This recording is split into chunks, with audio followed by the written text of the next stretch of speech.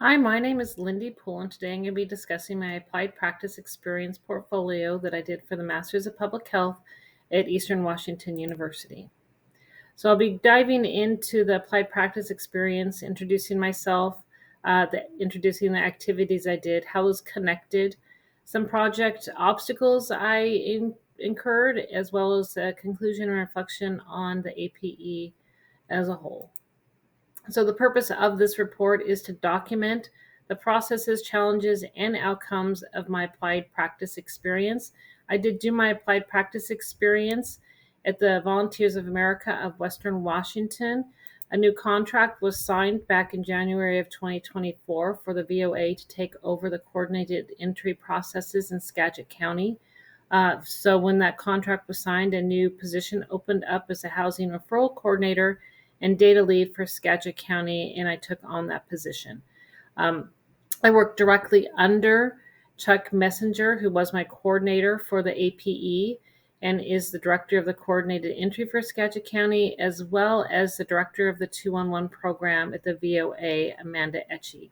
So some of the responsibilities as far as my student role was to develop matching guides for the 211 operators and partner agencies, conduct a comprehensive analysis of the homeless population in Skagit County, create coordinated entry forms for the 211 and partner agencies, as well as working with a subcommittee to create a new, more equitable coordinated entry tool, and to lead placement conferences with the partner agencies to help place individuals that are experiencing homelessness in Skagit County. The main activities that I did complete during the APE were to develop and maintain an Excel workbook of the most vulnerable population in Skagit County, do placement conferencing with using that tool to help place individuals directly into housing that are experiencing homelessness. I conducted a comprehensive analysis for Skagit County Housing Director to give them an idea of who they were helping and who they were coming into the program and weren't getting helped, as well as creating an interactive dashboard. And I also created 2 referral matching guides, one for the 211 operators and one for the partner agencies to use during the placement conferencing. So the competencies that I did work on during this APE were C3 to analyze quantitative and qualitative data, C4 to interpret results and data analysis for public health, C7 to assess populations, assets, and needs, C8 to apply awareness of cultural values and practices, as well as C21 to perform effectively on interprofessional teams. The first activity I did that was in connection with competency number 4 was to develop referral matching guides for the 211 operators as well as partner agencies. So I did create 2 separate ones. These referral matching guides are being used to help 211 operators when they're doing coordinated entries to evaluate which agencies would best fit into the person that they're speaking's resources. So what I did create is I created an Excel workbook. The front page is a form that they can filter. So when a 211 operator is speaking to a client, they can go in and filter for what type of homeless category are they? Are they literally homeless? Are they fleeing domestic violence? What their household category is, as well as what their household is. So is it a single woman? Is it a family? Is it a single male? Is it a veteran? And so by filtering through all of these different categories, the database automatically filters through and comes up with a list of resources that coordinated entry 211 operators can immediately give to the client they're speaking to on the phone as far as resources to start looking out and trying to find housing. So what I did also create, this was behind that, and what is the database that is used to filter this. And what it does is it has every agency, and each agency has a lot of programs. So within each agency, I also went out and created each program and it filters through. So this is the database. It filters through to the front page, so they can choose anything that they want in this database, and it will automatically appear on that form.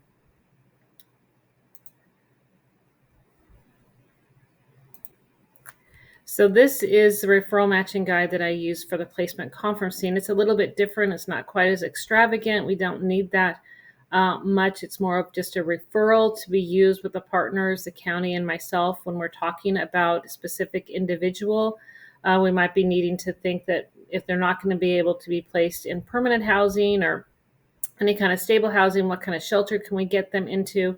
And so it's more of a guide for us to be able to talk amongst one another in the placement conferencing regarding specific individuals and where their best fit is. So the next project I did work on was to develop and continue to maintain a housing interest pool workbook for the vulnerable homeless individuals. And this is competency C3 and C7. And what I did was I created a workbook that is used during the placement conferencing, and it has on it a list of the highest prioritized homeless individuals currently on our coordinated entry system in Skagit County. And I put the top 9 to 15 individuals on this first page of the workbook, and it has a lot of their information on it. There's also, behind the scenes, other information on each client that we might have. And so we can go through with all the partners during the placement conferencing and discuss each one of the individuals on this front sheet, finding out what kind of documentation we have for them, what needs they have, and what agency would best fit with them, or if there's an agency that's already connected with them. And then there's a box for each one of the different partners on this sheet. And so depending on, it might be 1 or 2 agencies that might be able to help that client, we can make X's in this form, and it directly goes over to their specific sheet within that workbook and puts the information of the client in here. And so at the end of each placement conferencing, it's really easy for me to go in and send each one of those spreadsheets to the individual partner agencies to have them contact the individual. So the third project, which also kind of ties into the first 2 that I did discuss, is to lead data-driven meetings with Skagit County partners, and Skagit County usually has a few people sit in on the meetings as well. Each one of these meetings, I send down an agenda for them to kind of talk about what we want to get through in each one of the meetings. But the main goal of these meetings is to specifically go into different clients and hopefully find the best fit for help as far as accessing resources for housing. So we do agendas for each meeting that I do. I also did have to create a Skagit County Placement Conference confidentiality agreement, because we do talk specifically about clients and personal aspects of those clients. So anybody that does want to be part of the Zoom or in-person meeting for placement conferencing does have to sign this before they can attend. Another project that I did do was I did conduct a comprehensive analysis of the homeless population of Skagit County, and that did use C3 and C7 competencies. What I did is I did 2 things for this one. I did do a comprehensive report that I did send out to the housing director of Skagit County to give them an idea of who's being enrolled into coordinated entry, who's being exited into coordinated entry, and if there's any disparities between the people going in and getting positive housing exits. The other thing I did do was I created an interactive dashboard through Excel that the partner agencies have access to, so they can filter through any of these pivot tables, and the slicers are all connected, so they can look specifically at what their population is that they're helping, and determine whether or not that they're actually seeing some help. So This is actually the first generation of this dashboard. It's already been improved from here. I have a medium prioritization score. This is showing the exits. And since this one has been created, I've developed, I put another trend line on this for the actual medium prioritization score that people being entered into a coordinated entry. And it's really an interesting trend because we can see that it kind of aligns with this trend, although it's slightly starting to tick up. So this is all really good information so that we can see if the prioritization score is going up, that means there's a vulnerability going up.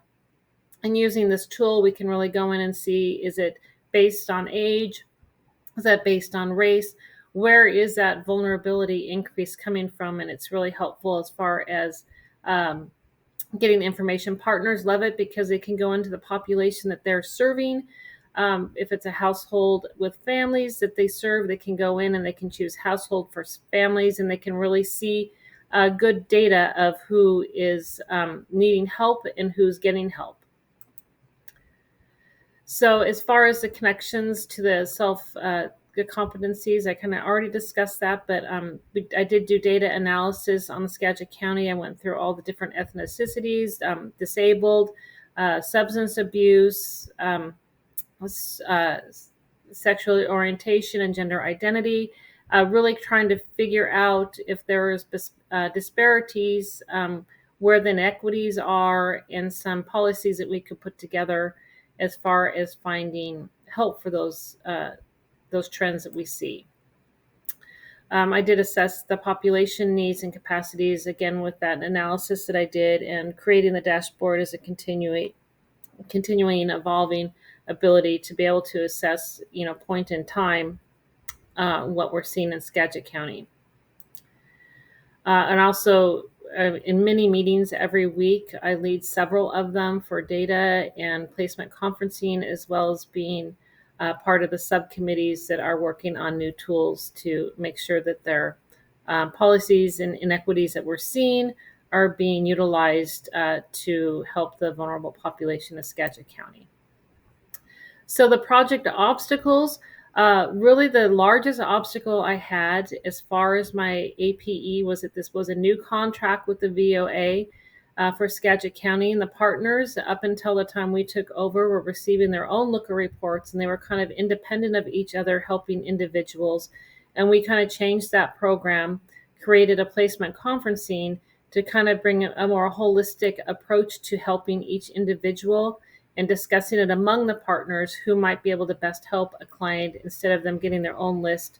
Hopefully we'll see in the next few months, we'll see the trends and whether or not we're seeing a benefit of working together to help individual as opposed to being more independent.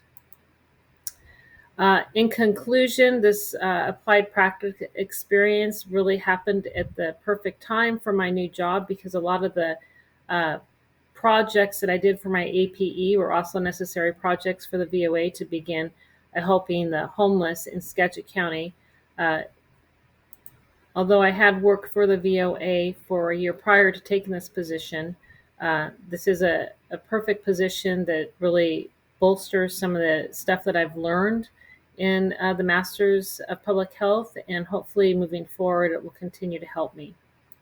I think overall, is looking back as a reflection of this APE, it just really kind of reinforced my passion to help individuals facing homelessness in our communities, as well as I think I've learned how much I really enjoy data and finding trends and doing that analysis. I think that's something I didn't know prior to doing this, that I did find that I really love to do.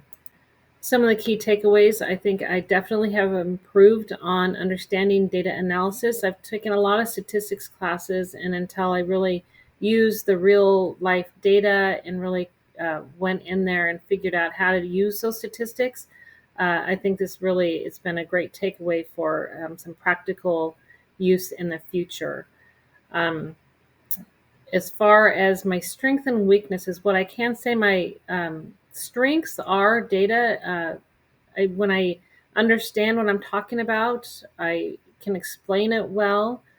My writing, I can write things out, I can get information out to people. I'd say my one weakness that I have encountered is Zoom meetings. I've found them to be really difficult to connect with people. I prefer in-person meetings, but as soon as you put that option out for having somebody being able to come in Zoom, everybody wants to be Zoom.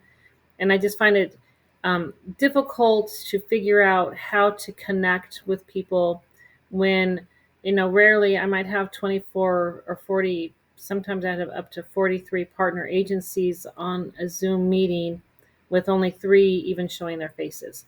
So that's been a weakness of mine. I'm still working on how to really connect with people, how to get that connection going with partners when they're Zoom and not in um, person. As far as my employment, I'm really happy where I'm at. I feel like I'm doing what I should be doing. I'm helping individuals. I'm seeing my work impacting, you know, clients and people in Skagit County, and it's always a great thing to know that you're doing something good for your community.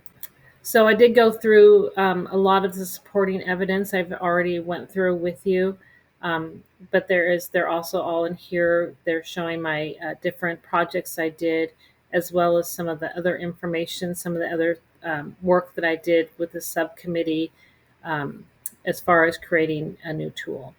And I really appreciate your time, and I hope you enjoyed my applied practice experience.